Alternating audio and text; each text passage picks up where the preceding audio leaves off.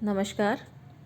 Indian music में हम बात कर रहे थे हारमोनी तथा मेलोडी के बारे में। पिछले जो वीडियोज़ हैं हमने आपको सबसे पहले बताया मेलोडी किसे कहते हैं। स्वरों का जो क्रमिक उच्चारण या वादन होता है उसे हम मेलोडी कहते हैं।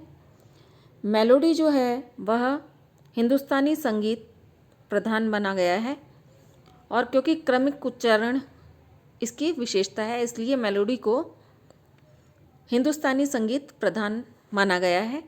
फिर हमने आपसे बात करी थी हारमोनी के बारे में। हारमोनी का ये कहते हैं कि दो या दो से अधिक स्वरों को एक साथ बजाने से उत्पन्न भाव जो होता है या जो स्वर संवाद उत्पन्न होता है उसे हारमोनी कहा जाता है। और जो हमारा पाश्चात्य संगीत है वह हारमोनी पर आधारित है। इसके बाद हमने आपको हारमोनी के प्रकार भी बताए थे कि हारमोनी के क्या क्या प्रकार हैं। फिर हमने आपको ये भी बताया था कि हारमोनी वैसे तो पाश्चात्य संगीत प्रधान है पर फिर भी उसमें भारतीय संगीत का क्या क्या किस तरह से हारमोनी भारतीय संगीत में प्रयुक्त होती है।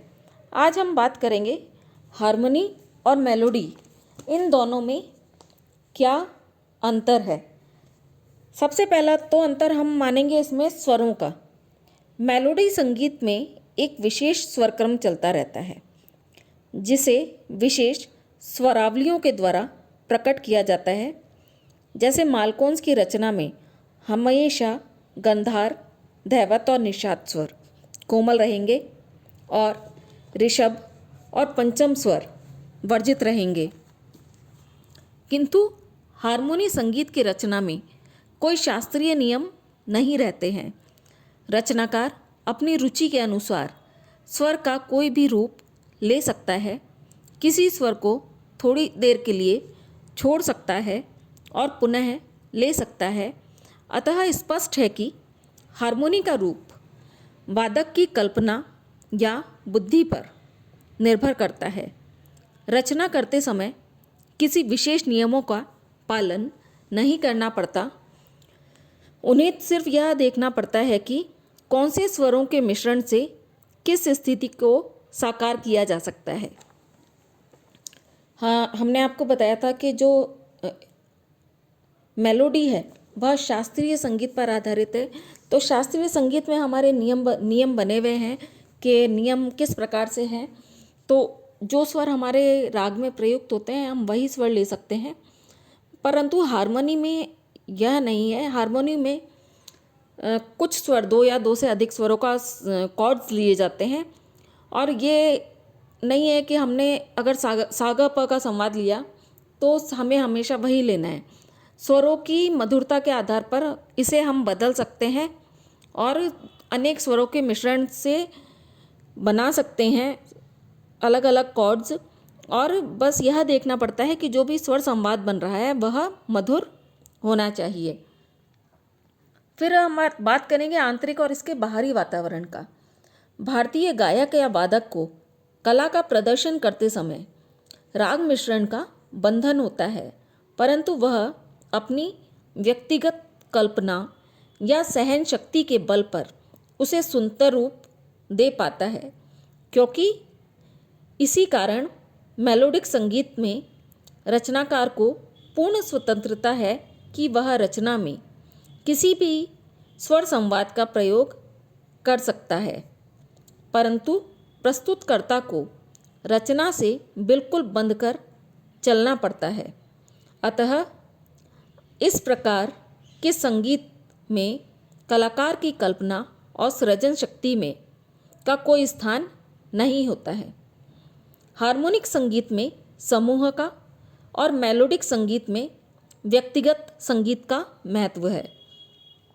हार्मोनिक संगीत में एक ही ध्वनि दो या तीन स्वरों के मिश्रण से बनती है, सा ग प जैसे, जबकि मेलोडिक संगीत में एक ध्वनि एक ही स्वर के प्रयोग से बनती है, जैसे सा रे ग प।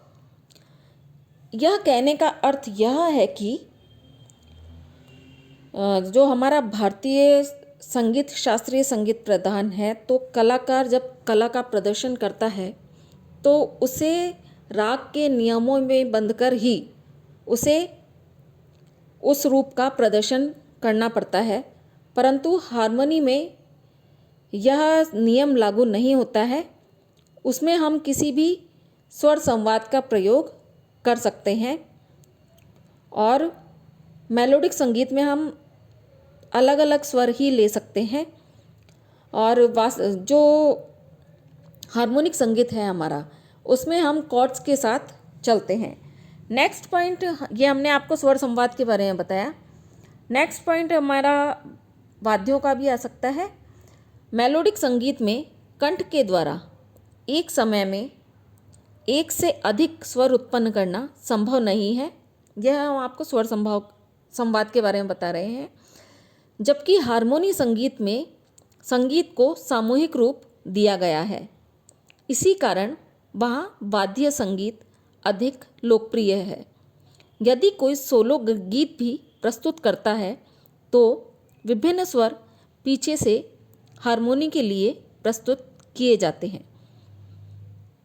कहने का यह अर्थ है कि मेलोडी संगीत में हम एक से अधिक स्वर उत्पन्न नहीं कर सकते, और जो हमारा हारमोनी संगीत है वह वाद्य प्रधान है। सामूहिक गान का प्रयोग ही हारमोनी में अधिक किया जाता है। और अगर कोई सोलो गायन भी कर रहा है तो पीछे के जो इंस्ट्रूमेंट्स रहते हैं, पीछे जो बज रहे हैं, उनसे हारमोनी उत्पन्न की जाती है। भारतीय संगीत हमारा मेलोडिक है, इसमें हारमोनी का समावेश नहीं हो सकता। यह तो हमने बताया ही था, पर किस किस आधार पर समावेश नहीं हो सकता है वह हम आपको बता रहे हैं। भारतीय संगीत में मूल टोनिक स्वर कहते हैं जिसे, अत्यंत महत्वपूर्ण है। अतः सभी स्वर आधार स्वर से संबंध जोड़े रहते हैं। इसके विपरीत पाश्चात्य हारमोनी के षड्ज संक्रमण से नई नई मूर्छनाएं जन्म लेती रहती है। कहने का अर्थ यह है कि मेलोडी संगीत में तो हम एक स्वर है, एक स्वर के आधार पर जो अलग अलग स्वरों है उनका संबंध जुड़ा रहता है, परंतु हारमोनी का जो षड्ज है उससे अलग अलग मूर्छनाएं जन्म लेती है। गीत का आरंभ एक मूर्छना से होता है, उसके बीच में अलग मूर्छना के निषेध नहीं होता, अलग अलग, पर जो दूसरी मूर्छना का या स्वर संवाद का जो प्रयोग किया जाता है वह इतनी कुशलता से किया जाता है कि वह सुनने में बहुत मधुर लगता है। स्वरों का परस्पर अनुकरण भारतीय संगीत की विशेषता मानी जाती है। इसमें परस्पर स्वरों का अनुकरण करते हुए गाया और बजाया जाता है। इसके विपरीत परावर्तन जो है वह हारमोनी की विशेषता स्वरों के सहचार स्वरोच्चारण में ही है। हारमोनी में एक स्वर पर नहीं, सहचार स्वरोच्चारण में हारमोनी की विशेषता है। इसके अंतर्गत एक ही समय में भिन्न भिन्न ढंगों द्वारा विभिन्न संवादात्मक स्वरों में पाया जाता है। इस प्रकार के संवाद की कल्पना भी भारतीय संगीत में नहीं की जाती है। नेक्स्ट हम बताएंगे राग की परिभाषा में सबसे महत्वपूर्ण बात रंजकता होती है। किसी विशिष्ट रूप से श्रोताओं को सरोबार कर देना राग की विशेषता होती है। अतः राग में विवादी स्वरों का प्रयोग नहीं किया जा सकता, बल्कि उसे राग में शत्रु के समान माना जाता है। इसके विपरीत पाश्चात्य संगीत में एक ही गीत में विवादी स्वर समूहों का नियमित रूप से प्रयोग होता है, जिसके कारण भिन्न भिन्न भावों की परंपरा कण कण में श्रोताओं के सामने आती है। भावों में इस प्रकार होने वाले परिवर्तन पाश्चात्य संगीत की विशेषता है। भारतीय संगीत में राग में विवादी स्वरों का प्रयोग उसी सीमा तक हम कर सकते हैं जब तक कि वे राग के रस में कोई व्यवधान उत्पन्न न करें। देखिए, ये हम आपको बता रहे हैं कि हारमोनी और मेलोडी के बीच का अंतर क्या है, भारतीय संगीत और पाश्चात्य संगीत, ये मान सकते हैं हम। नेक्स्ट पॉइंट हमारा इनका अंतर बता रहे हैं, उसमें नेक्स्ट पॉइंट हमारा है, भारतीय संगीत हमारा जो है व्यक्ति प्रधान है, सामूहिकता केवल लोकगीतों में है। प्रत्येक व्यक्ति का धर्म अलग अलग होता है, वह बंधन में बंधकर रचना तो गाता है, पर स्वयं की कल्पना से अपने गायन में अनेक सौंदर्यवर्धक क्रियाओं का प्रयोग करता है। कर्णस्वर, मीड़, गमक, खटका, मुर्की, तान, आलाप, अलंकारी, लयकारी, ये सब तत्व भारतीय संगीत में पाए जाते हैं। मेलोडी संगीत द्वारा ही इसका पोषण हुआ है। भारतीय संगीत हमारा कंठ पर आधारित है, जबकि मेलोडिक संगीत में स्वर क्रम से उत्पन्न होते हैं। कंठ धर्म पर आधारित होने के कारण वाद्यों की रेंज भी उसी के आधार पर आधारित होती है। पाश्चात्य संगीत में 7 सप्तकों तक वादन किया जाता है, जबकि हमारे यहाँ केवल 3 सप्तकों की मान्यता है। सप्तक हमने आपको बताया है, मंद्र सप्तक, मध्य सप्तक और तार सप्तक। भारतीय संगीत में इन 3 सप्तकों को मान्यता दी गई है, क्योंकि हमारा संगीत जो है, शास्त्रीय संगीत कंठ प्रधान है, और कंठ प्रधान में सिर्फ इन 3 सप्तकों तक जा सकते हैं। इससे ऊंचा स्वर गले का जो होता है धर्म बहुत मुश्किल होता है। जबकि हारमोनी में ये होता है, वाद्य संगीत है, वाद्य संगीत में हम ऊंचे स्वर भी बजा सकते हैं, इसलिए वहाँ पर पाश्चात्य संगीत में 7 सप्तकों की पर वादन किया जाता है। नेक्स्ट हमारा पॉइंट है, भारतीय संगीत का विकास मुख्यतः राग की दिशा में हुआ है। समय की गति के साथ साथ रागों को अनेक से नियमों में बांधा गया है। समय समय पर अनेक नए रागों और धुनों का निर्माण हुआ है। राग की अभिव्यक्ति के लिए क्रमशः ध्रुपद, धमार, ख्याल, टप्पा, ठुमरी आदि अनेक गायन शैलियों का विकास समय समय पर हुआ है। इसमें सौंदर्य दृष्टि के लिए विभिन्न अलंकारों का प्रयोग हुआ है, परंतु हार्मोनिक की ओर भारतीय संगीत कला और अधिक नहीं बढ़ पाई, क्योंकि हार्मोनी इसकी प्रकृति के अनुरूप नहीं है।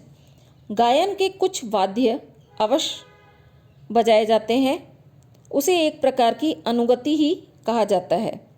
भारतीय संगीत में जहाँ 6-7 व्यक्ति मिलकर गाते हैं, वे भी स्वरों में मिलकर ही गाते हैं।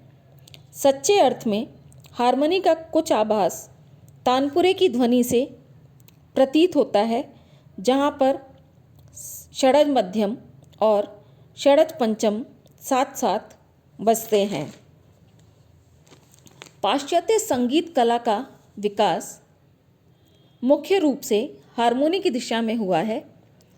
इसमें एक से अधिक स्वरों का मेल होता है, किंतु हमारा संगीत जो है वह आधार स्वर षड्ज पर आधारित है। हमारा इसके आधार पर ही एक गायक चाहे जितने समय तक धीरे धीरे स्वरों का विकास करते हुए गा सकता है। हम ये बात करें कि अगर भारतीय संगीत में हार्मोनी का प्रयोग करने लग जाएं, तो वह जो भारतीय संगीत, शास्त्रीय संगीत का जो सौंदर्य है उसको ही नष्ट कर देगा। परंतु कहीं कहीं जहाँ पर सुगम संगीत है वहाँ पर आजकल हार्मोनी का प्रयोग होने लग गया है, पर वह भी कुछ रूप में होने लगा है। अतः स्पष्ट यह है कि हार्मोनी व मेलोडी संगीत की 2 पद्धतियाँ हैं, जिनकी प्रकृति और रचना एक दूसरे से भिन्न है।